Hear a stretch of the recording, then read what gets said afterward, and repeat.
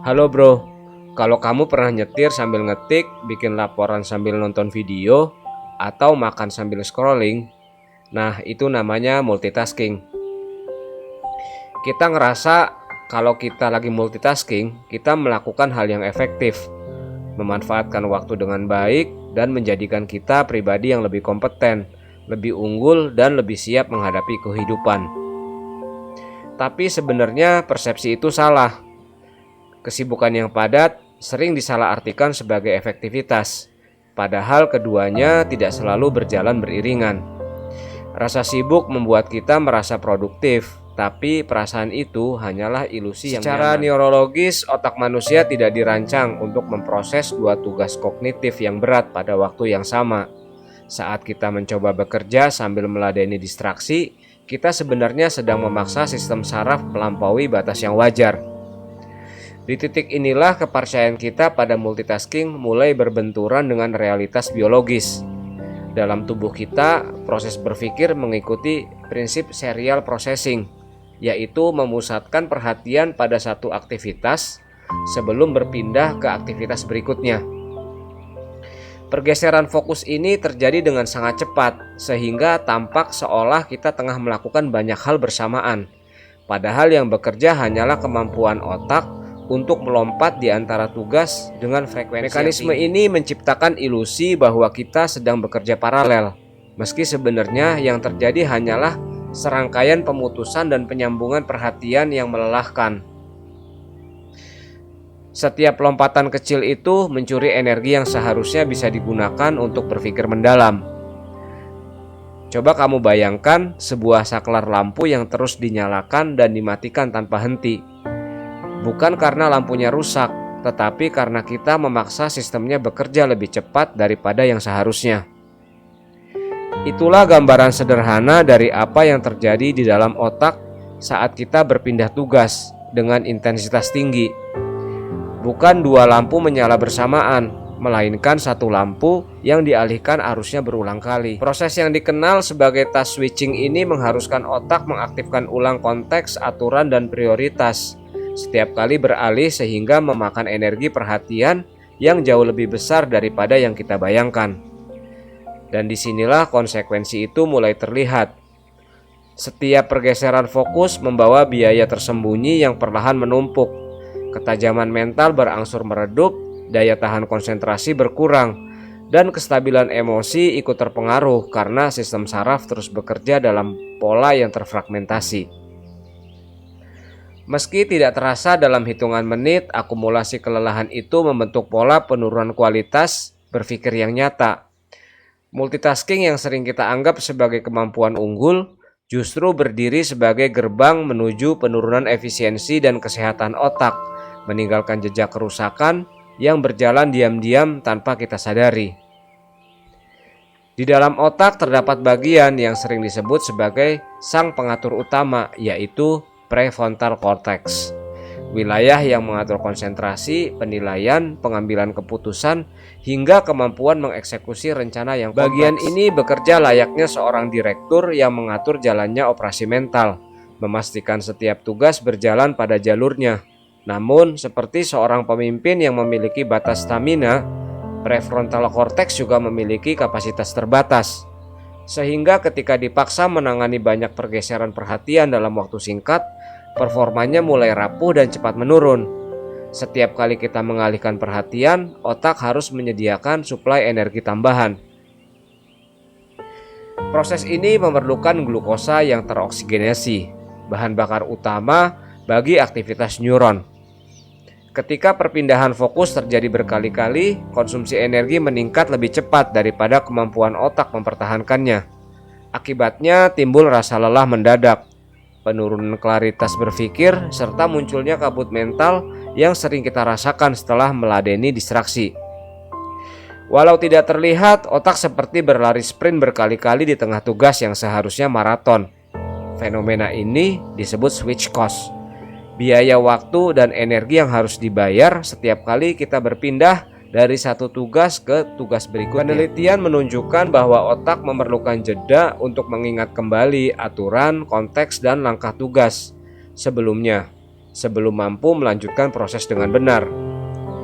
Jeda kecil itu bila dikumpulkan dari puluhan hingga ratusan perpindahan fokus dalam sehari menciptakan penurunan efisiensi yang bisa mencapai 40%. Dengan kata lain, multitasking tidak mempercepat pekerjaan, justru membuat kita bergerak lebih lambat meski terasa sibuk. Tidak hanya waktu yang kita rugikan, perhatian kita pun tertinggal. Sophie Leroy menggambarkan fenomena ini sebagai attention residue, yaitu sisa perhatian yang tidak ikut berpindah ke tugas baru. Ketika kita meninggalkan tugas A, sebagian pikiran masih terikat pada detail emosi atau perhitungan dari tugas sebelumnya. Akibatnya, kita memasuki tugas B dengan kesadaran yang terpecah, sehingga hasil kerja menjadi kurang optimal. Residu ini membuat otak seperti terbagi dua. Sebagian ingin melanjutkan, sebagian lagi mencoba berpindah, menciptakan ketegangan kognitif yang melemahkan performa. Keadaan ini semakin diperburuk oleh lonjakan hormon stres seperti kortisol dan adrenalin yang dilepaskan tubuh saat kita terus-menerus berganti fokus. Sistem saraf mengartikan pergantian cepat itu sebagai tanda ancaman, seolah kita sedang menghadapi situasi yang menuntut kewaspadaan tinggi. Ketika pola ini berlangsung sepanjang hari, otak masuk ke mode siaga yang berkepanjangan, mengikis ketenangan, merusak kestabilan emosional, dan membuat tubuh berada dalam tekanan konstan. Multitasking akhirnya bukan hanya menghabiskan energi mental, tetapi juga memicu respons stres biologis yang menggerogoti kesehatan kita perlahan. Salah satu temuan yang mengejutkan datang dari sebuah studi di Institute of Psychiatry di London yang membagikan efek multitasking terhadap IQ dengan kondisi kurang tidur dan konsumsi ganja. Hasilnya menunjukkan bahwa multitasking dapat menurunkan skor kecerdasan, sementara hingga tingkat yang lebih parah dibandingkan begadang semalam. Penurunan ini terjadi karena otak kehilangan stabilitas fokus, sehingga kemampuan memproses informasi melambat drastis. Meski efeknya tampak sementara, repetisi kebiasaan multitasking membuat dampaknya menumpuk dan mempengaruhi performa kognitif secara nyata. Dampak yang lebih dalam terlihat pada bagian otak bernama anterior cingulate cortex atau ACC. Wilayah yang memegang peran penting dalam mengatur empati, kontrol emosi, serta pengambilan keputusan. Studi pencitraan MRI menemukan bahwa individu yang sering terpapar multitasking digital memiliki density atau kepadatan jaringan saraf di ACC yang lebih rendah. Penipisan ini bukan sekedar angka dalam laporan penelitian, tetapi tanda nyata bahwa kebiasaan berpindah fokus secara intens dapat mengubah struktur otak. Berkurangnya kepadatan jaringan berarti menurunnya efisiensi konektivitas saraf, sehingga kemampuan mengelola emosi dan membaca situasi sosial ikut merosot. Pada saat yang sama, proses pemindahan informasi dari hipokampus menuju memori jangka panjang menjadi terganggu. Ketika perhatian terus terpecah, informasi tidak mendapat kesempatan untuk diolah secara mendalam, sehingga tidak bisa ditanamkan sebagai ingatan yang bertahan lama. Alih-alih tersimpan, informasi hanya melintas di permukaan kesadaran lalu menghilang. Kondisi ini menjelaskan mengapa seseorang yang sering multitasking mudah lupa pada detail penting atau mengalami kesulitan menyusun langkah kerja, karena otaknya tidak memberi ruang bagi ingatan untuk mengendap dan terstruktur. Multitasking juga mengganggu kemampuan otak untuk menyaring dan memilih informasi yang relevan. Sistem penyaringan ini bekerja layaknya filter yang menentukan apa yang layak mendapat perhatian dan apa yang harus diabaikan. Namun, saat fokus terbelah, filter ini melemah dan menjadi kurang selektif. Akibatnya, otak menerima terlalu banyak data yang tidak dibutuhkan, membuat proses berpikir menjadi lambat dan berantakan. Individu yang terbiasa berpindah tugas cenderung kesulitan membedakan antara hal penting dan gangguan, sehingga keputusan yang diambil seringkali tidak optimal. Akhirnya, penurunan struktural pada otak itu berimbas pada perubahan perilaku emosional dan sosial. Ketika ACC melemah, kontrol emosi menjadi lebih rapuh sehingga seseorang lebih mudah tersulut amarah, cepat cemas, atau sulit menjaga ketenangan dalam interaksi sehari-hari. Kemampuan memahami orang lain, membaca maksud, dan membangun empati pun menurun karena jaringan otak yang mendukung proses tersebut mengalami penurunan kualitas. Semua ini menjadikan multitasking bukan hanya masalah efisiensi kerja, tetapi juga ancaman terhadap kecerdasan emosional, kemampuan komunikasi, serta kualitas hubungan antar manusia. Di dalam otak kita terdapat mekanisme purba yang selalu mencari hal baru, sebuah dorongan alami bernama novelty seeking. Sistem ini dulunya membantu manusia bertahan hidup karena hal baru bisa berarti peluang atau ancaman. Namun dalam konteks modern, rangsangan itu datang bukan dari lingkungan alam, melainkan dari notifikasi ponsel, pesan singkat, atau umpan sosial yang terus berganti.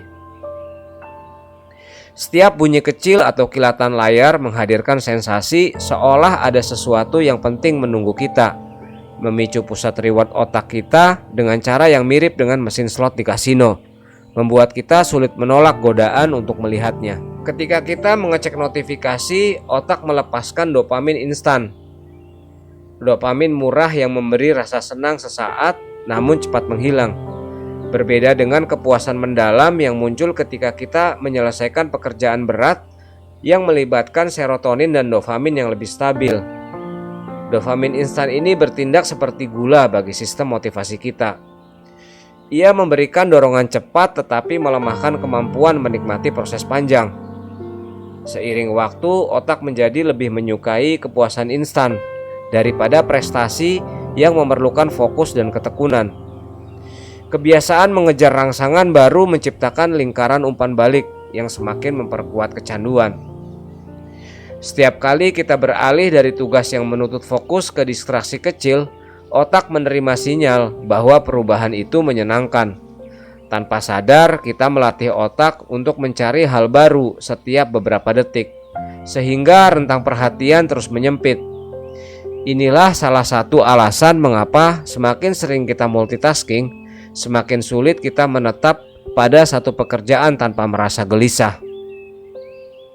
Otak seperti kehilangan kemampuan untuk berada dalam keheningan yang stabil. Fenomena ini juga menjelaskan mengapa banyak orang merasa cemas atau tidak nyaman saat tidak melakukan apapun. Ketika otak terbiasa dengan distraksi yang konstan, default mode network kehilangan keseimbangan. Padahal jaringan inilah yang berperan dalam refleksi diri, kreativitas, dan pemulihan mental. Tanpa kesempatan untuk beristirahat, pikiran menjadi gelisah meski tidak ada ancaman nyata. Rasa bosan yang biasa dapat berubah menjadi kegelisahan karena otak terbiasa dengan rangsangan cepat yang sifatnya dangkal. Pada akhirnya, banjir informasi ringan yang terus kita konsumsi ibarat makanan cepat saji bagi pikiran. Ia memberi rasa kenyang tapi tidak mengandung nutrisi untuk memperkuat struktur otak. Bahkan konsumsi berlebihan dapat menjadi racun yang memperlemah konsentrasi, mengikis kedalaman berpikir, dan menurunkan ketahanan mental terhadap stres. Semakin kita lapar akan distraksi, semakin jauh kita dari kemampuan berpikir jernih.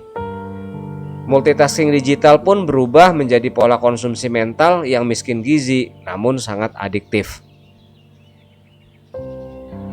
Flow state adalah kondisi mental ketika kita terserap sepenuhnya ke dalam satu aktivitas, hingga batas antara diri dan pekerjaan seolah-olah menghilang.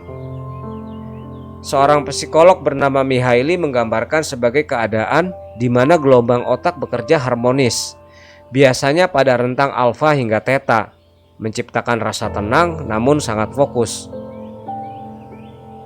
Dalam kondisi ini, waktu terasa berjalan lebih cepat. Ide mengalir tanpa hambatan dan seluruh perhatian tertuju pada satu titik.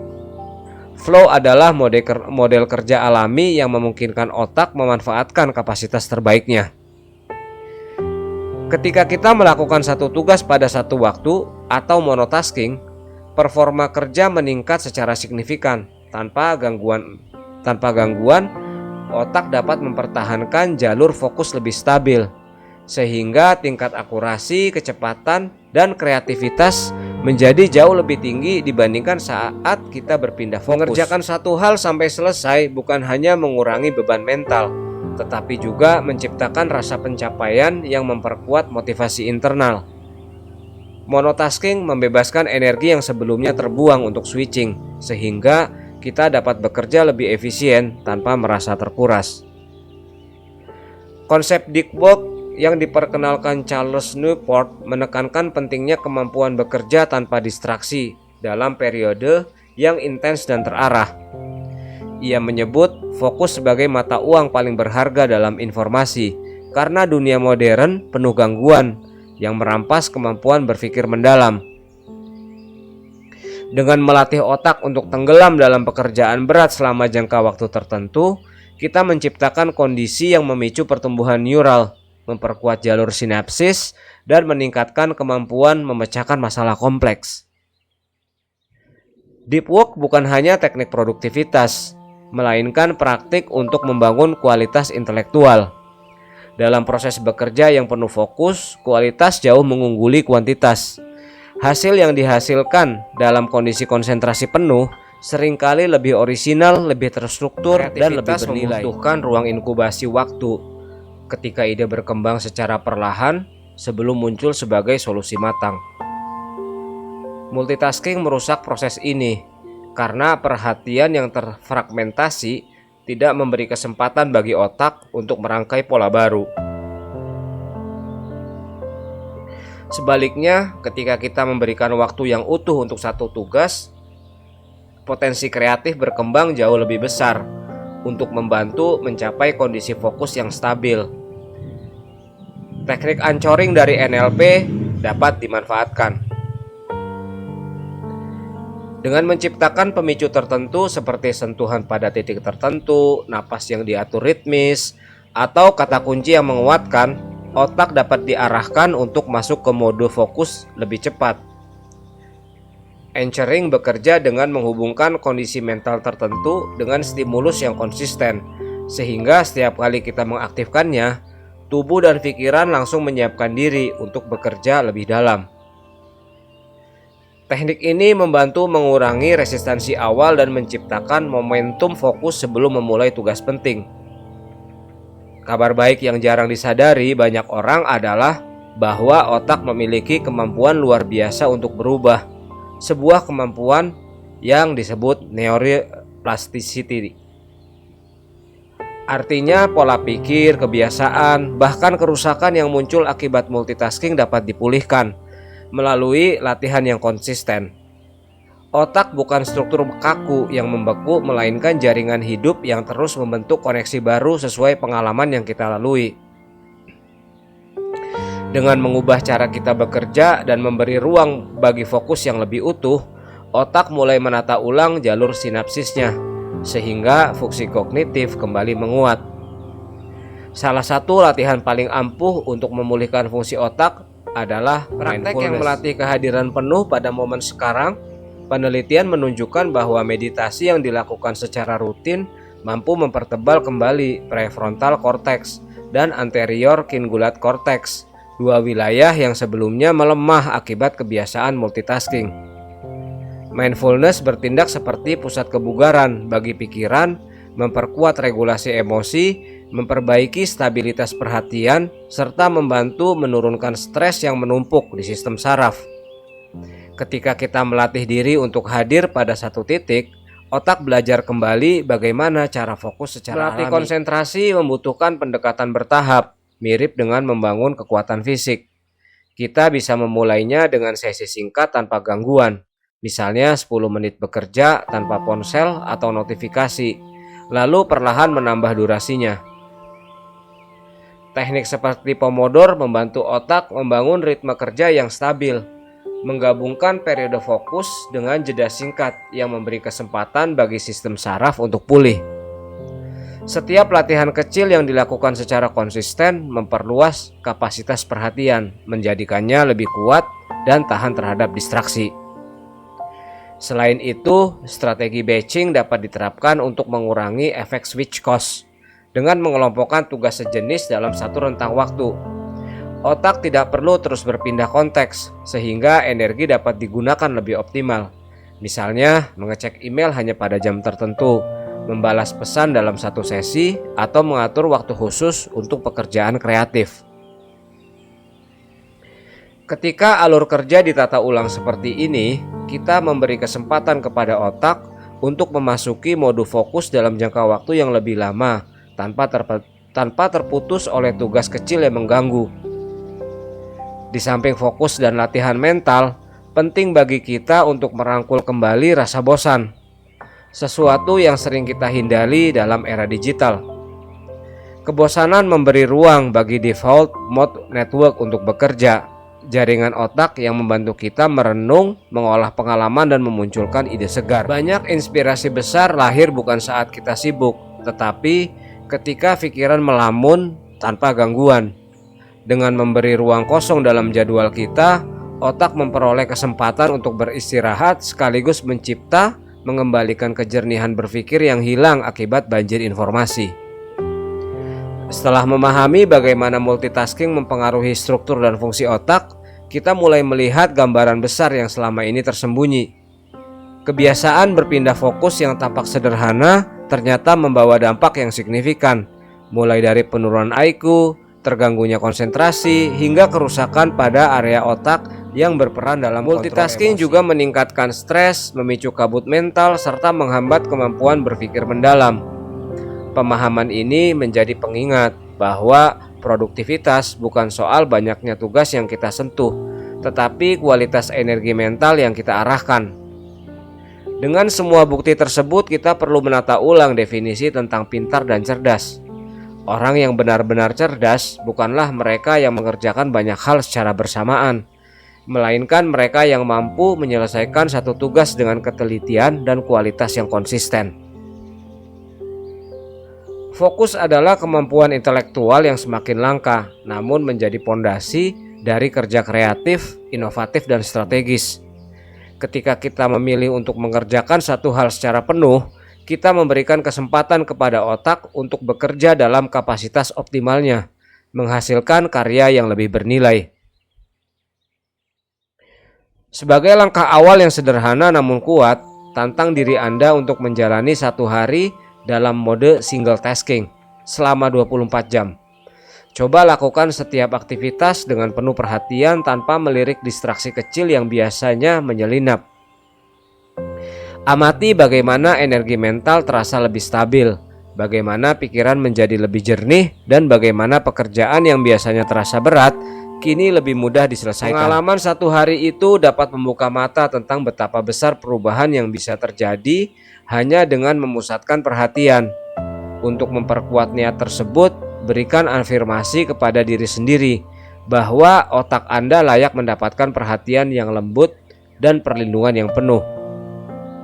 Ucapkan dalam hati bahwa setiap kali Anda memilih fokus, Anda sedang memperbaiki struktur otak, menguatkan kualitas berpikir, dan menumbuhkan ketenangan yang selama ini sulit ditemukan. Biarkan sugesti positif itu menanam akar dalam pikiran, mengingatkan bahwa setiap keputusan kecil untuk hadir sepenuhnya adalah bentuk penghargaan terhadap diri sendiri. Terima kasih telah menonton, semoga bermanfaat.